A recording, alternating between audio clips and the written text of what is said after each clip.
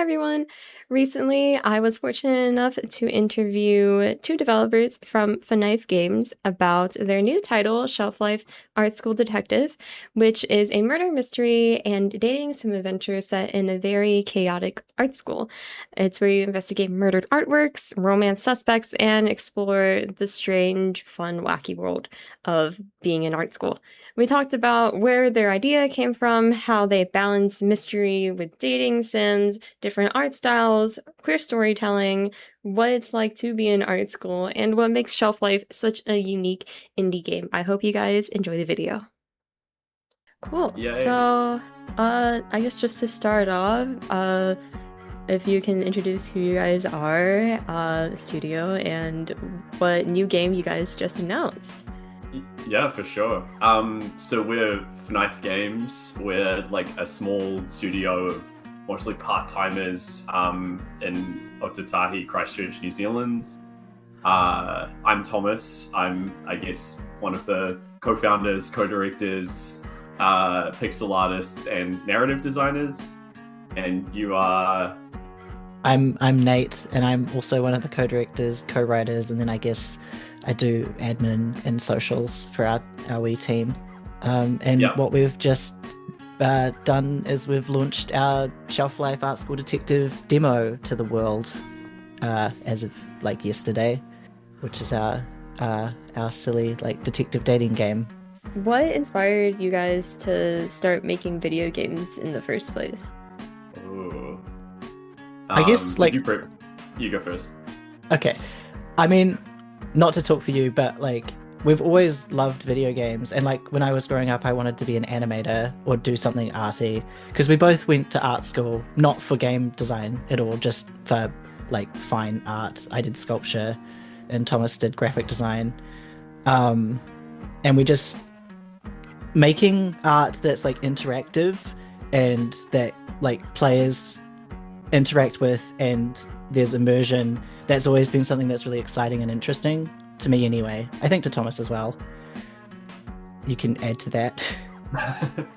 Yeah, I guess like through art school, I think you get a bit of the like a taste for like putting work out into the world and having people react to it, but it can be kind of separate.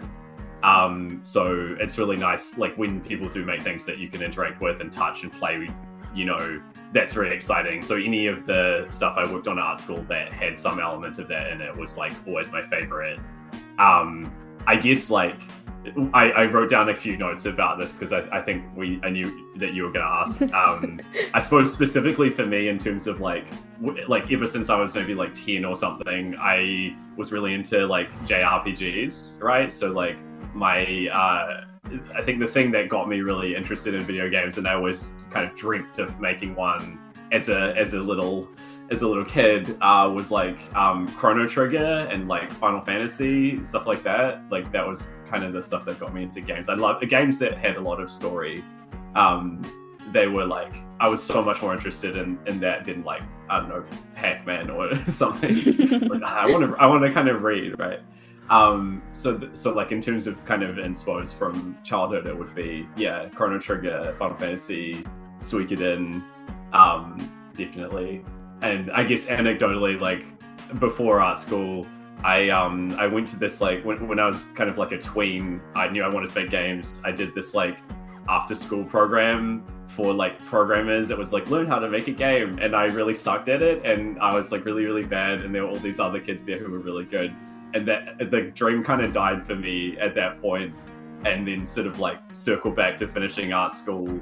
When me and Nate got together, we were kind of like talking about wanting to make stuff that was interactive, and there were like funds available in New Zealand for like small game projects that were story driven. And so that kind of, I guess, reignited the flame for us a little bit. Like the New Zealand Film Commission kind of had a grant, and we were like, oh, maybe we could do this, haha. And then, it kind of snowballed from there. Like 8 years later. Wow, Yeah, that's it's been awesome. like a slow burn. Yeah, so speaking about art school, Shelf Life is set in art school. It is like a dating sim, but like a murder mystery with psychic powers. I played the demo yesterday actually, and I had so much fun. It Yes. was so interesting seeing all the different art styles and different Mm. things like gameplay mechanics that are being used in it. How did like this like mixed media but also like pixel art like art style even come about?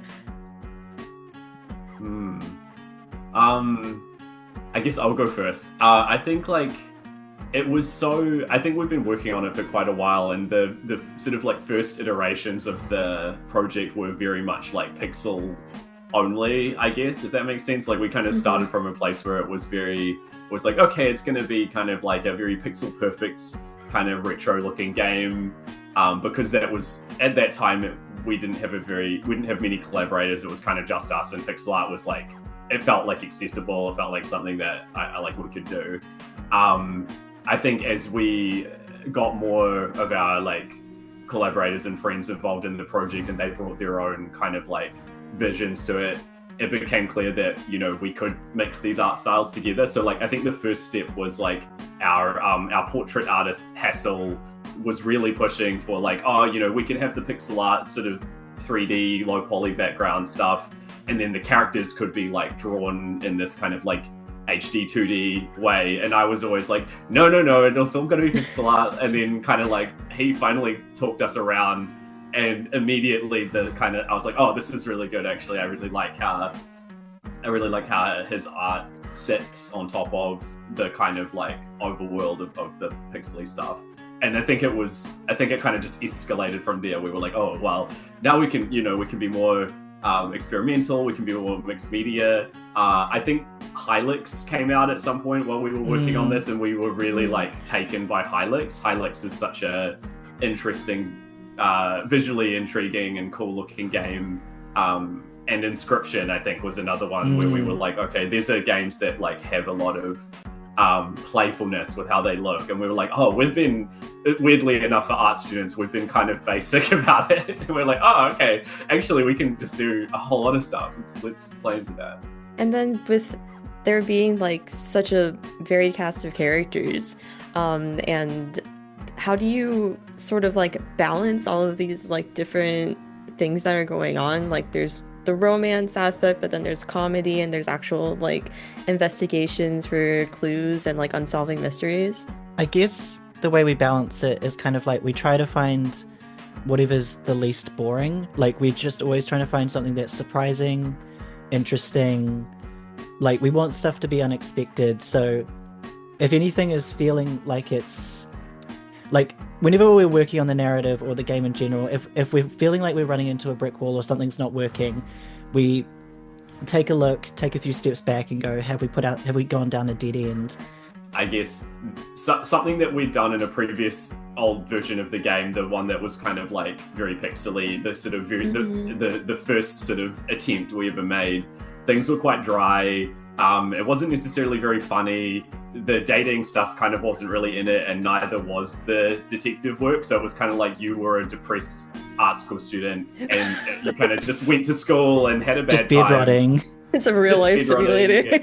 Yeah. It was very real life, and like I think that is kind of interesting, but we weren't really like, it wasn't very engaging for us to make, and I think we felt really embarrassed to show people. Yeah, we thought it might be cathartic, but it was not cathartic at all. It just made us feel horrible.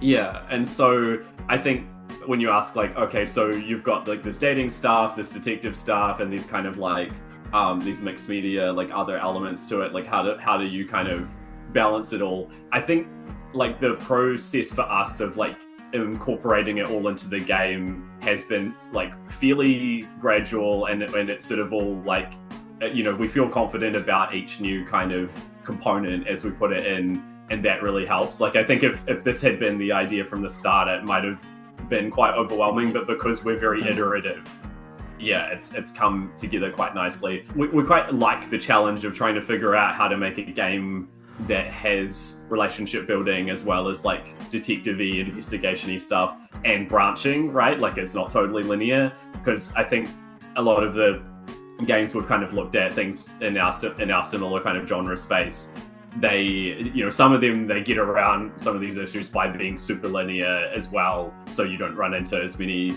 possibilities.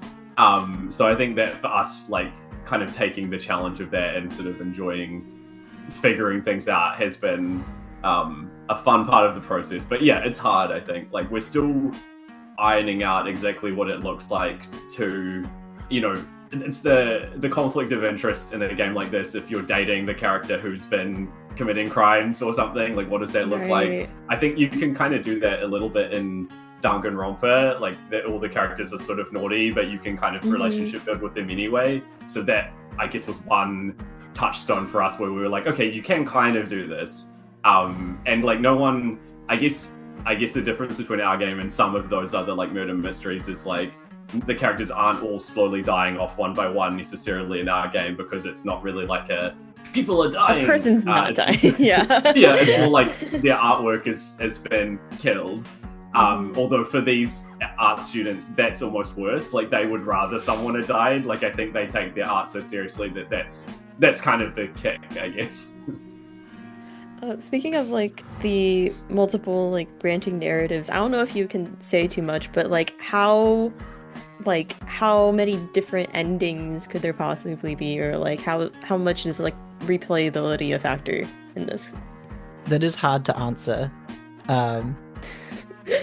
But like, I don't know if we want to like say how many endings exactly, but I guess a lot of the branching would come in depending on like which character or characters you lock in with, that you like date or befriend, I suppose. The branching is probably more in the relationship building aspect of the game and less in the mystery. Like, we do have quite like probably, generally speaking, I think the mystery, the sort of like things that have occurred will be relatively similar, like, no matter what kind of routes you end up on, but the ways in which you get there and the perspectives of, who did what and why, you might find out slightly different things on different playthroughs. I think for us, replayability does matter, but we also, I don't know if you've ever played like a branching game where like some of the endings are just like total flops. Like, I think we don't want to have like an excessive amount of endings that just feel pointless. So like someone who played it through is like, oh, I got the ending where I turned into a fish and swam away, and they left, that was like a joke ending and they didn't feel very satisfied or something. So I think for us, like, the mystery is going to be like relatively solid, but the kind of path to get there and the characters that you bond with will probably be what makes up the difference. And so you'll kind of, get to skirt around the story in different ways. That's as far as we've planned it now, that's kind of how it is. But there might be some different endings depending on kind of like who you were closest to and what you did. And speaking about like art school, you guys said that you both went to art school. How much of your own personal experience did you put in the game? Like, I saw that there's sort of like a rivalry between like different departments. Is that actually what happens in art school? It depends on the art school. Our art school, because like lots of art schools are just like full interdisciplinary, like everyone's all mixed together, but the one that we went to specifically had 6 disciplines at the time. It had painting, printmaking, sculpture, graphic design, film, and photography.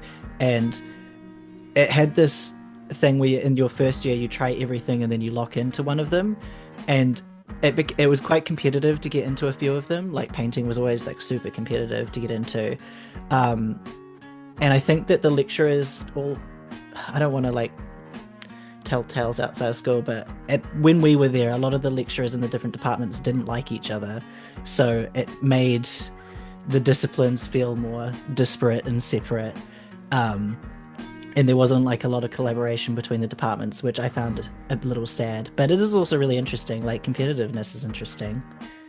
We definitely have taken elements of our art school experience. I mean, obviously we've added like absurdity and like some supernatural components to it, but like I think the cliquiness and the rivalries and the big personalities and the people who like are so sure that they're going to be famous and that they're going to make a living out of this, like the lecturers being divas, the students being divas, all of that like I think in hindsight is really fun and exciting for us to draw from. And we'd love to go back.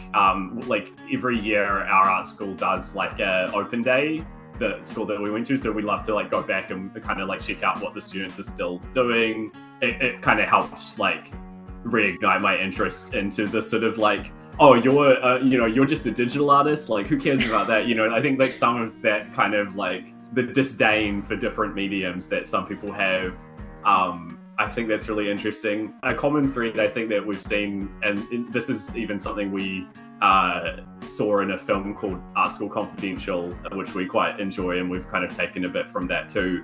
A lot of like students and teachers at art schools don't really like realism. Anyone who's really good at realism tends to kind of just be really boring and no one cares.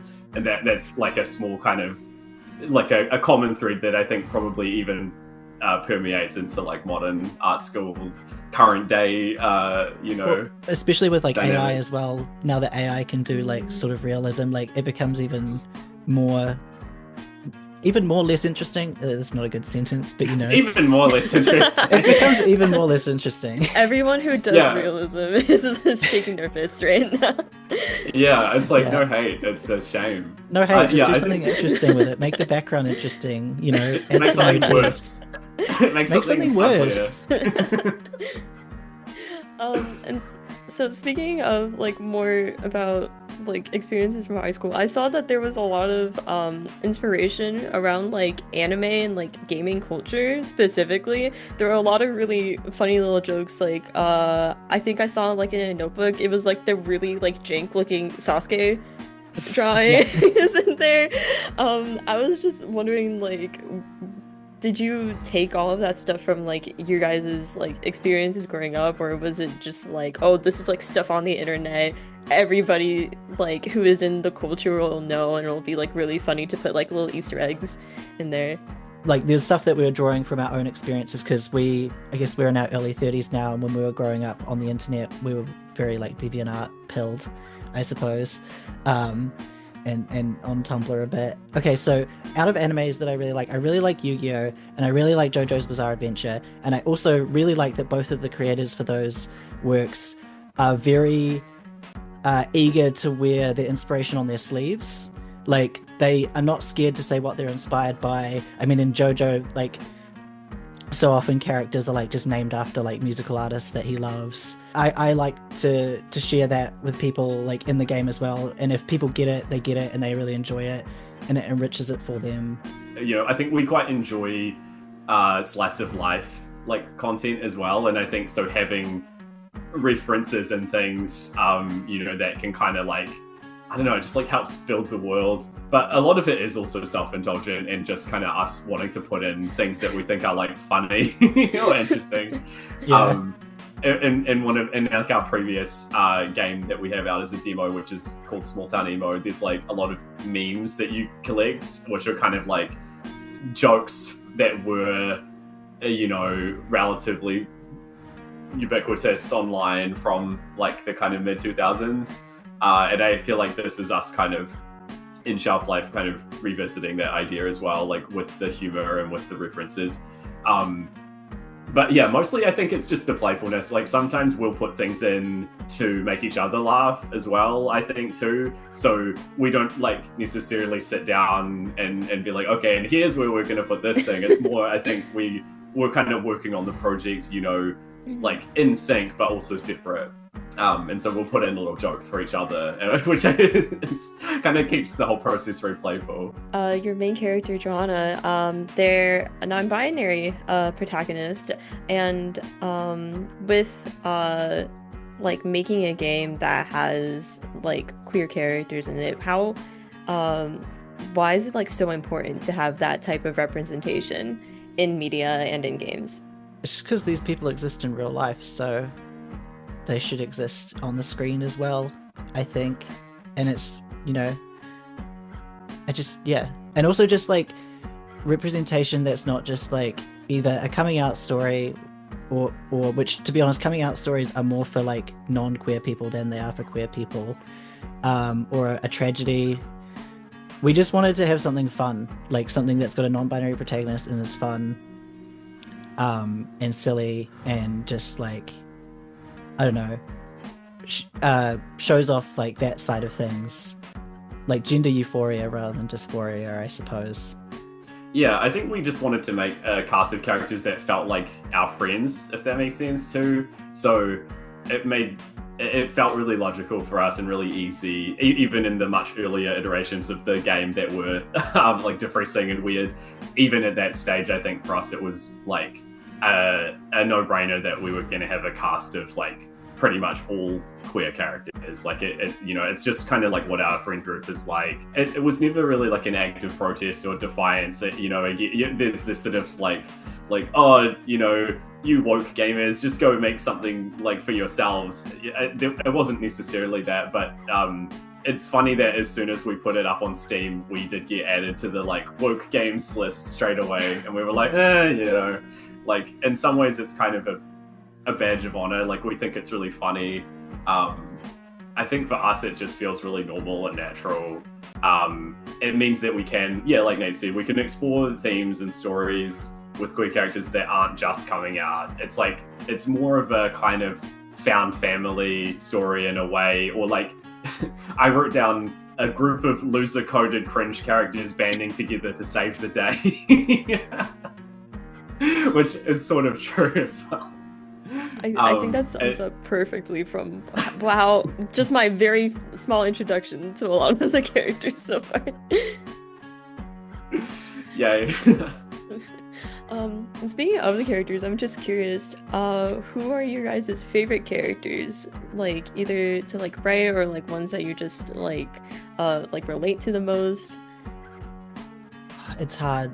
I think that like Eugen, Yamato, and Josh are like really fun to write for, like, and the Chancellor, just because they're like so silly and like really distinct. It feels like they just come out of us so easily. There's no friction when writing those characters, so that always feels really, really good. Out of like favorite characters though, apart from the writing, I really love Nessa and Kelly Marie. I love them so much. I love their designs. I'm really happy with how they look, and obviously because I do sculpture and they both do sculpture, I'm like biased towards them. But I think my top is the Chancellor. I love the Chancellor so much. The diva, love. Similar for me, I think. I also really, really enjoy, like, because the way that we write is very like back and forth, lots and lots of editing each other's dialogue and story, like to the point where it's not always, it's not very strict, like who wrote what. Like we'll both be like, we'll be getting in the same project file and like rewriting jokes and things. Like it's very fluid. But I love writing for Josh and the Chancellor. I think in terms of favorite characters, I really like Robbie. Like Robbie is just a diva, an icon.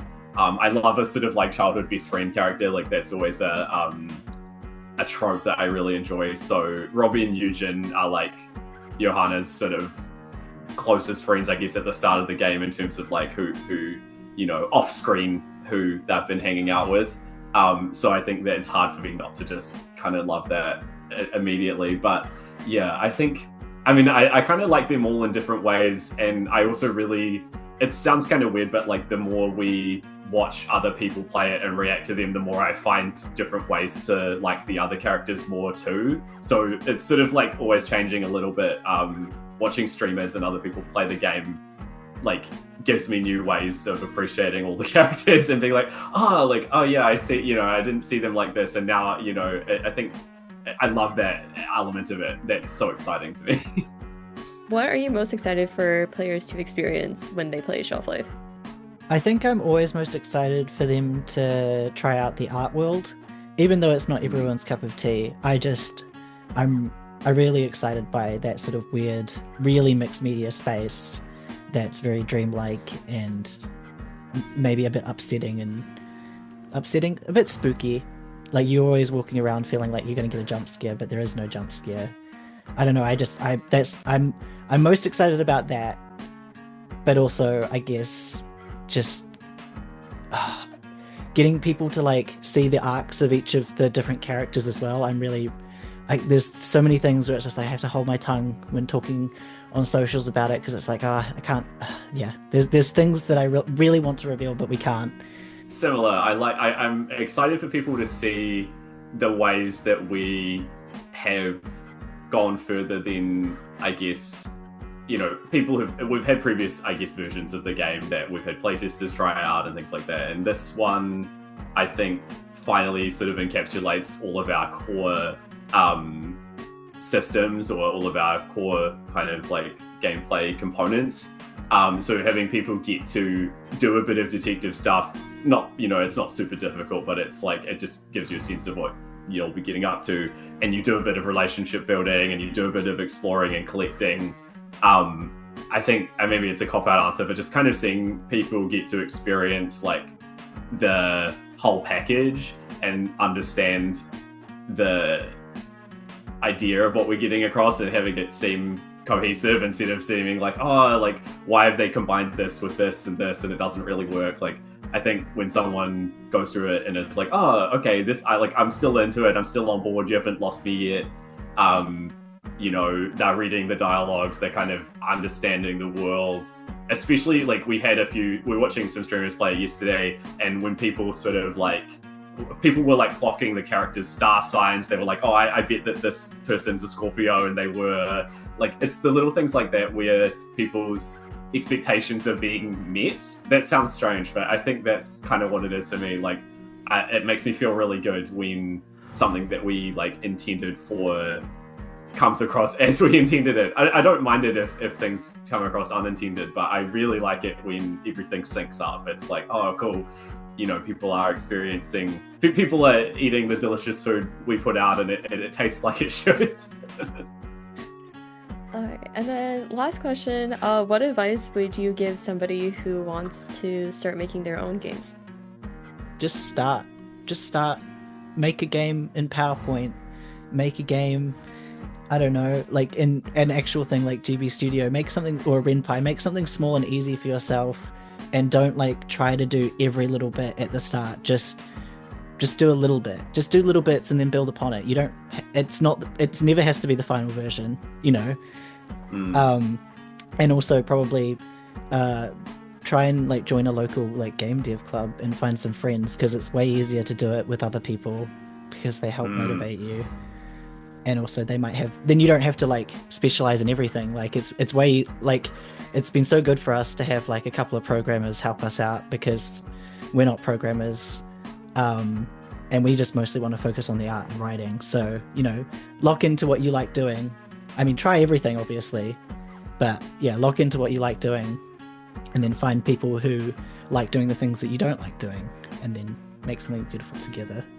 Yeah, I think that's it. I would say, like, yeah, start small, and like the smallest thing you can think of, like, go smaller than that as well. I feel like it's advice that everyone gives out, and I feel like the trick to executing on that advice is to identify what small actually means. Small is like way smaller than we ever thought it was. We bit off a lot more than we could chew with our early projects, and I think if we'd done like more game jams and more like simple tiny projects, visual novels, like make a game in Twine, which is like just text based, right? Like, or can just be text based. So I think, yeah, trying to make it as like cruisy and chill and easy for yourself as possible, and finding collaborators. I think, yeah, that's exactly it. Working with other people it's a dream.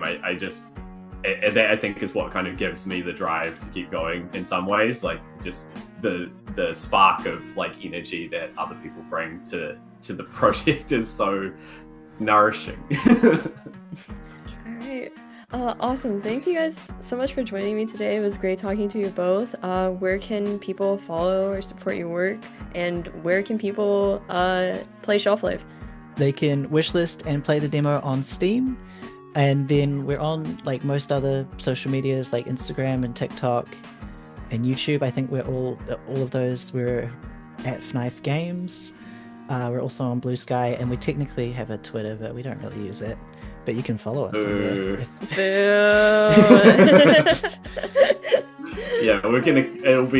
it's on the chopping block. Let's just say that. yeah, so yeah, if you look up Shelf Life Art School Detective, you'll find us somewhere.